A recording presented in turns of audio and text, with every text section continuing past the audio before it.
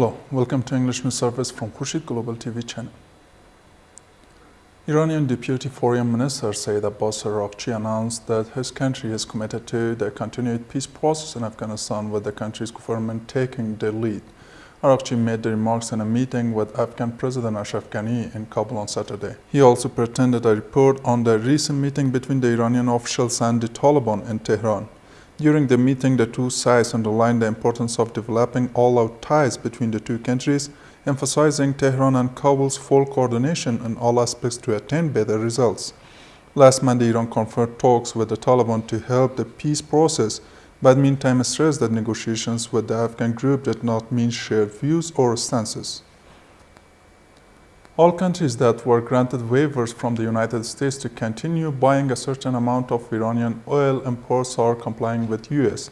sanctions, a senior Iranian energy official said, noting that Tehran was hopeful to find new buyers. The United States withdrew from a nuclear deal with Iran last year and snapped sanctions in place to choke Iran's oil and banking industries, while temporarily allowing its customers to keep buying crude from the Islamic Republic. However, without giving details, Zamanian said, despite U.S. pressure on Iranian oil market, the number of potential buyers of Iranian oil has significantly increased due to a competitive market, greed, and pursuit of more profit.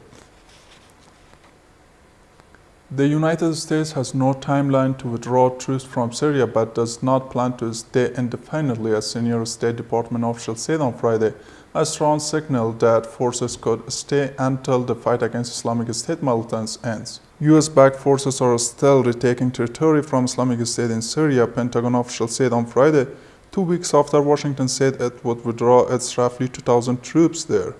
At the time, President Donald Trump said the troops had succeeded in their mission and were no longer needed there. The administration's abrupt announcement last month, which took officials in Washington and allies by surprise, continued to Jim Mattis' decision to resign as U.S. Defense Secretary and prompted concern that Islamic State could stage a comeback. China's armed forces must strengthen their stance of urgency and do everything they can to prepare for battle, President Xi Jinping told a meeting of top brass on Friday. China is keen to beef up its armed forces amid territorial disputes in the South China Sea and escalating tensions with the United States over issues ranging from trade to the status of Taiwan. The official Xinhua news agency said Xi told a meeting of the top military authorities that China faces increasing risk and challenges, and the armed forces must work to secure its security and development needs. That was all from English News Service of KHURSHID Global TV channel. Thank you for watching us. Wish you a good night. Bye.